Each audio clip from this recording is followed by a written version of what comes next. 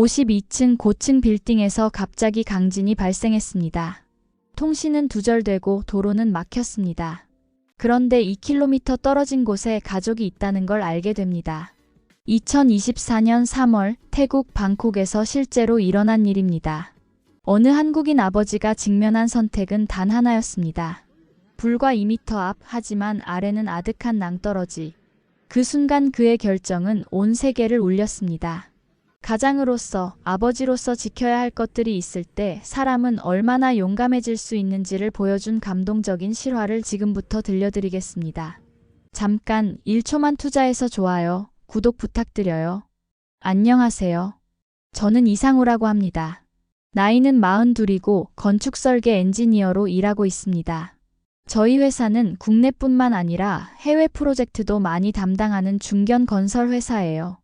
제가 주로 맡는 일은 해외 건축 프로젝트의 설계 검토와 시공 자문입니다. 저는 아내와 8살 된 딸 하나를 두고 있어요. 가족을 무척 사랑하는 평범한 아버지죠. 일 때문에 해외 출장을 자주 가는 편인데 가능하면 가족들과 함께 시간을 보내려고 노력합니다. 제 성격은 차분하고 신중한 편이에요. 건축 일을 하다 보니 모든 걸 꼼꼼히 따져보는 습관이 몸에 배었거든요. 하지만 가족 일에만큼은 누구보다 열정적입니다. 딸아이가 새로운 곳을 구경하는 걸 좋아해서 출장 갈 때마다 짧게라도 가족 여행을 겸하려고 해요. 그게 제가 가장 행복한 순간들이거든요. 이번 태국 출장도 그런 마음에서 시작됐습니다. 방콕에 새로 지어지는 복합 고층 빌딩 개발 프로젝트의 자문을 맡게 됐는데 일정이 일주일 정도 여유가 있었거든요. 마침 딸아이 방학 기간이기도 하고 아내도 오랜만에 쉴 수 있는 시기였어요. 사실 처음에는 혼자 가려고 했습니다. 가족을 데리고 해외 출장을 간다는 게 쉽지만은 않잖아요. 일정도 빡빡했고 아무래도 낯선 환경에 아이가 적응하기 어려울까봐 걱정이 됐어요. 하지만 딸아이가 아빠, 나도 아빠 일하는 모습 보고 싶어요 라고 하더라고요. 그 말을 듣고 마음이 흔들렸어요. 이번엔 가족들과 함께 가면 어떨까? 하고 제안했더니 딸아이가 정말 좋아하더라고요. 태국은 처음 가보는 나라였거든요. 아내도 가끔은 이런 여행도 좋겠다며 흔쾌히 동의해줬습니다. 평소에 출장 때문에 가족과 시간을 많이 못 보냈던 터라 이번 기회에 함께 좋은 추억을 만들고 싶었어요. 출발 전에 방콕에 대해 이것저것 알아봤습니다. 사원들과 왕궁, 맛있는 길거리 음식, 그리고 친절한 사람들에 대한 이야기들을 들었죠. 딸아이도 인터넷으로 태국 사진들을 보면서 우와, 정말 예쁘다 라며 기대에 부풀어 있었죠. 우리는 방콕 통로 지역에 있는 고급 레지던스를 예약했어요. 2개의 고층 건물이 스카이워크로 연결된 복합 단지였죠. 저희는 그중 한 건물의 30층에 머물렀고 제가 회의나 미팅을 진행하던 건물은 맞은편에 위치한 52층짜리 오피스 빌딩이었고 매일 아침 그 건물의 헬스장에서 운동을 하며 하루를 시작했죠. 아내는 높은 곳이라 전망이 좋겠네 하며 기뻐했고 딸아이는 아빠, 구름이 가까이 보일까? 하고 묻더라고요. 그런 가족들의 모습을 보니 정말 잘 결정했다는 생각이 들었어요. 완벽한 계획이었습니다. 낮에는 일하고 저녁엔 가족과 시간을 보내는. 그런데 그 완벽한 계획이 하루아침에 무너져 내릴 줄은 꿈에도 몰랐죠. 방콕에서의 생활은 정말 만족스러웠습니다. 무엇보다 가족이 함께 있다는 것만으로도 행복했어요. 아침에 일어나면 딸아이가 발코니에서 방콕 시내를 바라보며 신기해하는 모습이 보였어요. 아빠, 저기 집들이 레고 블록 같아 보여요. 하며 손뼉을 치는 모습이 정말 사랑스러웠죠. 아내는 태국 현지 음식을 맛보는 재미에 푹 빠져 있었고요. 콘도미니엄 아래층에 있는 푸드코트에서 나오는 태국 전통 요리들을 하나하나 맛보며 이것도 맛있네, 저것도 새롭네 하며 즐거워했어요. 특히 망고 스티키 라이스를 정말 좋아했죠.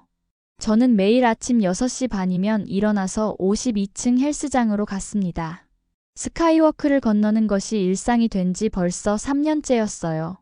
그 투명한 유리 통로를 걸어가면서 아래를 내려다보는 게 처음에는 무서웠는데 이제는 오히려 상쾌했어요. 아침 햇살이 유리를 통해 들어오는 모습이 정말 아름다웠거든요. 헬스장에서 운동하다가 잠깐 쉬는 시간이면 창밖을 내다봤어요. 우리 가족이 머무는 아파트의 30층이 한눈에 들어왔죠. 가끔 딸아이가 발코니에 나와서 손을 흔드는 모습이 보이면 저도 모르게 미소가 지어졌습니다. 현지 사람들과 함께 운동하는 것도 재미있었어요. 언어는 달랐지만 운동에 대한 열정만큼은 통하더라고요. 특히 태국 사람들이 정말 친절해서 운동 방법도 가르쳐주고 가끔은 태국어도 알려줬어요. 그런 평화로운 일상이 얼마나 소중한지 그때는 몰랐어요. 단지 평범한 아침 운동이라고 생각했거든요. 그 모든 평화가 단숨에 사라져버릴 그 순간이 오기 전까지는요. 2025년 3월 28일. 그 순간을 평생 잊을 수 없을 것 같아요. 저는 52층 헬스장에서 평소처럼 운동을 하고 있었습니다. 그날은 가슴 운동을 하는 날이었는데 벤치프레스를 하던 중이었어요. 갑자기 발밑에서부터 이상한 진동이 느껴지기 시작했어요. 처음엔 이게 뭐지? 싶었습니다. 혹시 아래층에서 큰 운동기구를 옮기는 건가 싶었거든요. 하지만 진동이 점점 더 커지기 시작했어요. 헬스장에 있던 다른 사람들도 뭔가 이상하다는 듯 서로를 바라보기 시작했습니다. 벽에 걸린 거울이 흔들리고 운동기구들이 삐걱거리는 소리가 나기 시작했어요. 그때 헬스장 직원 중 한 명이 지진이에요. 하고 소리쳤습니다. 미얀마에서 발생한 규모 7.7의 강진이 방콕까지 전달된 거였어요. 건물이 정말 심하게 흔들리기 시작했거든요. 헬스장 안의 모든 사람들이 패닉 상태가 됐습니다. 무거운 덤벨들이 바닥에 떨어지고 러닝머신들이 제멋대로 움직이기 시작했어요. 저는 즉시 가족 생각이 났습니다. 우리 가족은 괜찮을까? 30층에 있는 아내와 딸이 걱정됐어요. 지금 저쪽에서는 어떤 일이 벌어지고 있을까요? 같은 지진이라면 저쪽도 똑같이 흔들리고 있을 텐데. 그때 창밖을 보니 정말 충격적인 광경이 펼쳐졌어요. 평소에 안전하다고 생각했던 스카이워크가 심하게 흔들리고 있었고 유리 일부가 깨져서 떨어지고 있었습니다. 더 무서운 건 스카이워크의 연결 부분에 금이 가기 시작했다는 거였어요. 이런, 스카이워크가 위험해졌네. 저는 즉시 휴대폰을 꺼내서 아내에게 전화를 걸었습니다. 하지만 통화가 되지 않았어요. 아마 통신망에 문제가 생긴 것 같았습니다. 문자도 마찬가지였고요. 그 순간 정말 절망적인 기분이 들었어요. 저는 다른 사람들과 함께 비상계단으로 향했습니다. 하지만 마음 한편으로는 계속 가족 걱정이 앞섰어요. 지금 저쪽 건물에서는 아내와 딸이 얼마나 무서워하고 있을까요? 딸아이는 지진을 처음 겪는 건데 얼마나 놀랐을까요? 52층에서 계단으로 내려간다 해도 10분은 좋게 걸릴 겁니다. 하지만 그 10분 사이 또 다른 여진이 온다면 계단조차 무너질 수 있었죠. 계단 입구에 도착했을 때 제 예상이 맞았다는 걸 알았습니다. 계단 일부가 이미 무너져 있었고 아래층으로 내려가는 길이 막혀 있었어요. 사람들은 당황해서 어쩔 줄 몰랐습니다. 어떻게 하지? 다른 길은 없을까? 하며 서로 의논하고 있었어요. 어떤 사람은 엘리베이터는 어때요? 하고 물었지만 당연히 지진 상황에서 엘리베이터를 탈 수는 없는 일이었죠. 또 다른 사람은 소방서에 신고는 했나요? 하고 물었는데 이미 여러 명이 신고를 했다고 하더라고요. 하지만 구조대가 언제 올지는 아무도 모르는 상황이었어요. 그 순간 저는 창밖을 바라봤어요. 바로 옆 건물, 우리 가족이 머무는 아파트의 30층이 보였습니다. 거리는 대략 2m 정도. 평소에는 그냥 가까운 거리라고 생각했는데 이 상황에서는 엄청나게 멀게 느껴졌어요. 하지만 동시에 저기만 가면 가족을 만날 수 있다는 생각도 들었죠. 과연 저쪽 건물로 갈 수 있을까? 머릿속에 갖가지 생각이 스쳐 지나갔습니다. 2m라는 거리가 때로는 가깝게, 때로는 정말 멀게 느껴졌어요. 아래를 내려다보니 정말 아득한 높이였고요. 솔직히 말하면 무서웠어요. 하지만 가족 생각을 하니 그 무서움보다 더 큰 마음이 생기더라고요. 그때 옆에 있던 현지 건설 팀장인 솜차이 씨가 제게 말을 걸었습니다. 미스터 리, 당신 가족 괜찮을까요? 그의 얼굴에도 걱정이 가득했어요. 솜차이 씨는 50대 중반의 베테랑 건축가였는데 태국에서 30년 넘게 건설 일을 해온 분이었거든요. 항상 침착하고 신중한 분이었는데 그날은 그분도 많이 당황한 기색이었어요. 저도 걱정됩니다. 하지만 지금 저쪽으로 갈 방법이 없네요. 제가 답하자 솜차이 씨가 진지한 표정으로 저를 바라봤습니다. 그분의 눈빛에서 뭔가 특별한 의미를 읽을 수 있었어요. 오랜 경험에서 우러나오는 그런 깊이 있는 시선이었죠. 미스터 리, 이런 지진은 태국에서 자주 일어나지 않습니다. 하지만 제가 어릴 때 비슷한 일을 겪어봤어요. 솜차이 씨는 잠시 과거를 회상하는 듯한 표정을 지었습니다. 1988년에 치앙라이에서 큰 지진이 있었는데 그때 저희 아버지께서 그분의 목소리가 잠시 떨렸어요. 바로 그때 또 다른 여진이 일어났습니다. 건물이 다시 크게 흔들렸어요. 솜차이 씨가 벽을 짚고 균형을 잡으면서도 제 어깨에 손을 올리며 말했습니다. 가족을 사랑하는 마음 저도 잘 압니다. 하지만 무리하지 마세요. 당신이 다치면 가족들이 더 슬퍼할 거예요. 그의 따뜻한 조언이 마음에 와닿았지만 저는 이미 마음을 정하고 있었어요. 솜차이 씨의 눈빛에서 하지만 아버지라면 그럴 수밖에 없다는 것도 안다는 메시지를 읽을 수 있었거든요. 같은 아버지로서 말이에요. 솜차이 씨, 만약 당신 가족이 저기 있다면 어떻게 하시겠어요? 제가 묻자.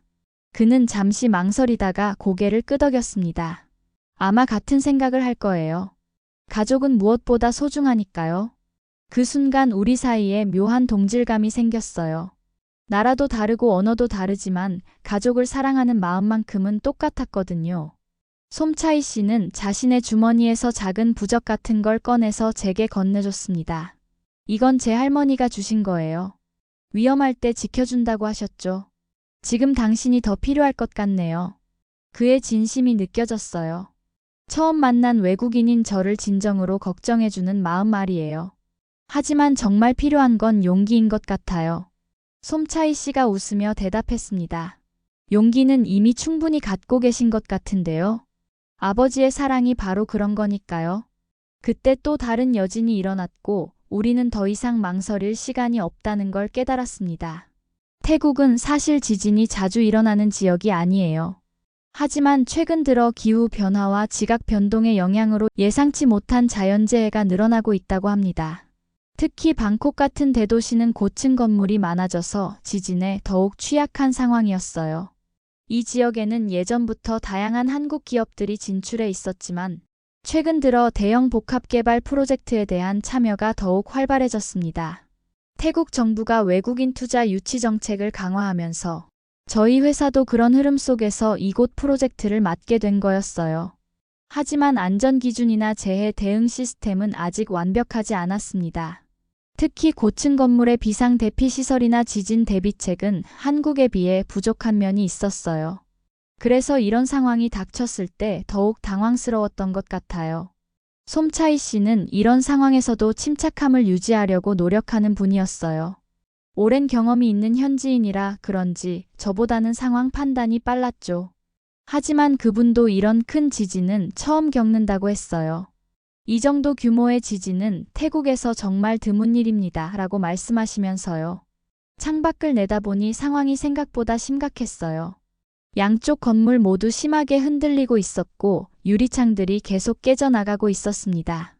아래를 보니 정말 아득한 높이였어요.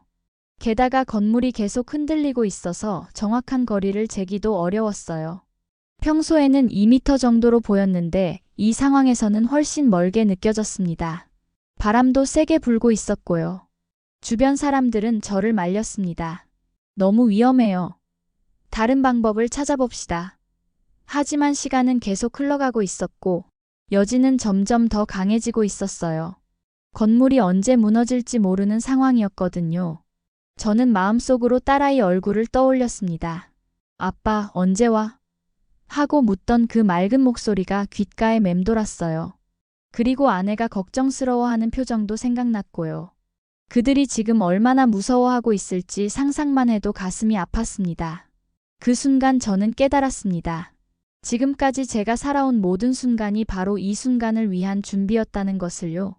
어릴 때부터 운동을 좋아했던 것, 건축 일을 하면서 높은 곳에 대한 두려움을 극복한 것, 그리고 무엇보다 가족을 사랑하는 마음이 커진 것 모든 게 지금 이 순간을 위한 것이었어요.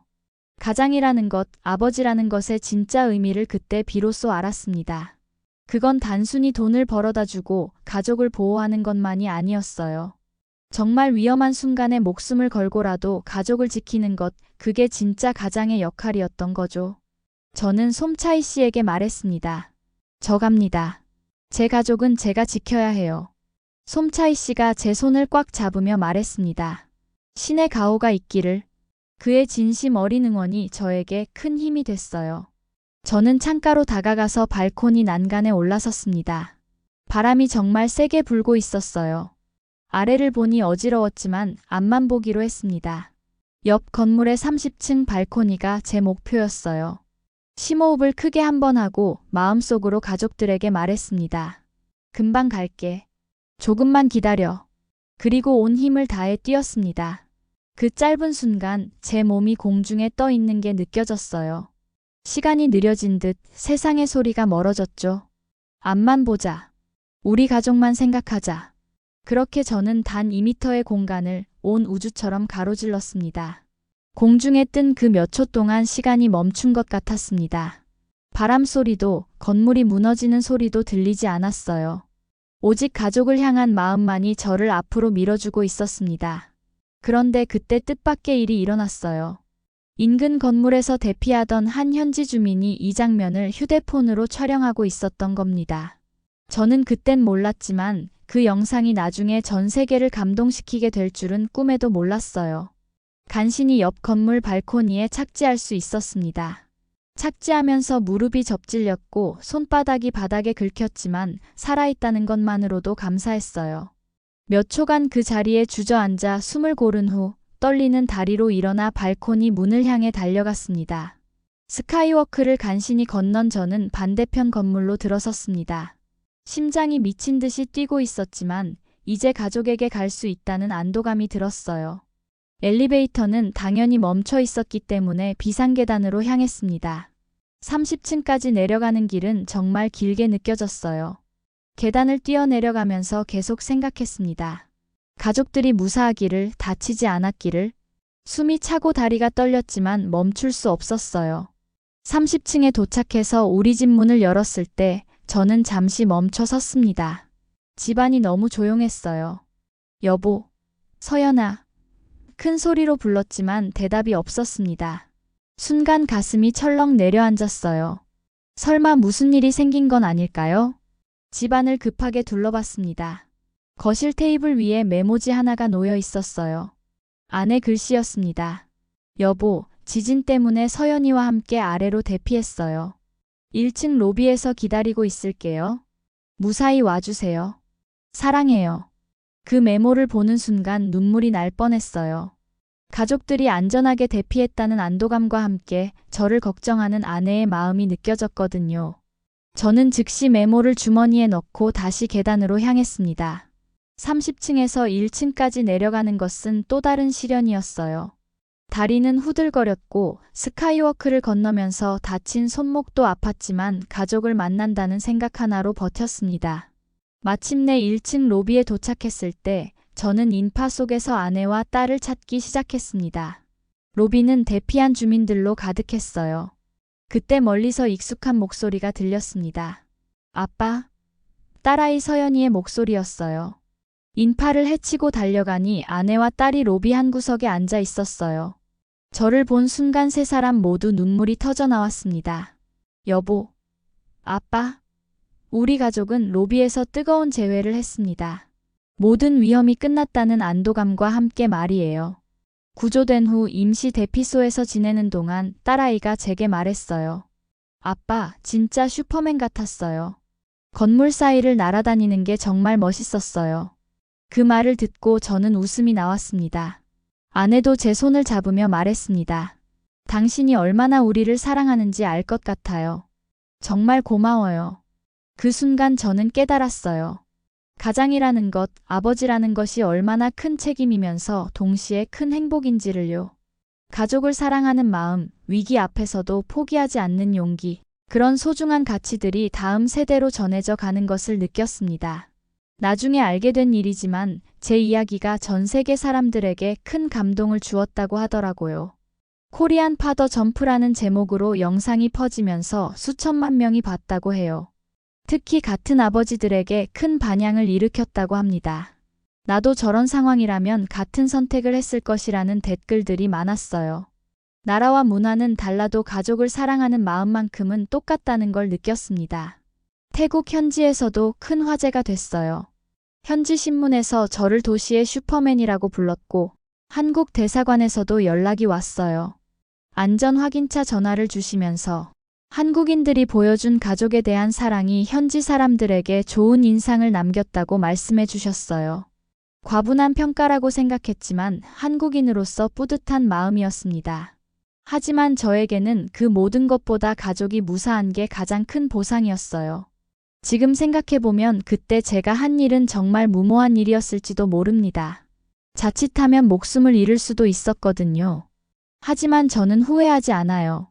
그게 가장으로서, 아버지로서 할 수 있는 최선의 선택이었다고 믿으니까요. 귀국한 후 많은 언론에서 인터뷰 요청이 들어왔지만 모두 정중히 거절했습니다. 저는 그냥 평범한 아버지일 뿐이에요. 특별할 것도 없고 누구라도 그런 상황이라면 같은 선택을 했을 거라고 생각해요. 딸아이는 가끔 그날 일을 물어봅니다. 아빠, 그때 무섭지 않았어요? 그럴 때마다 저는 이렇게 대답해요.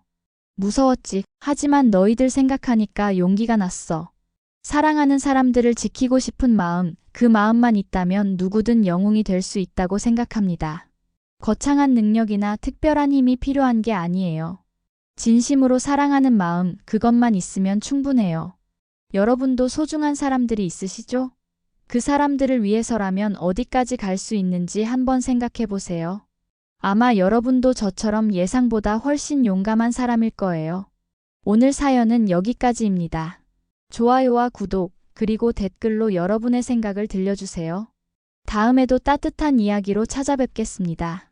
행복한 하루 되세요. 시청해주셔서 감사합니다.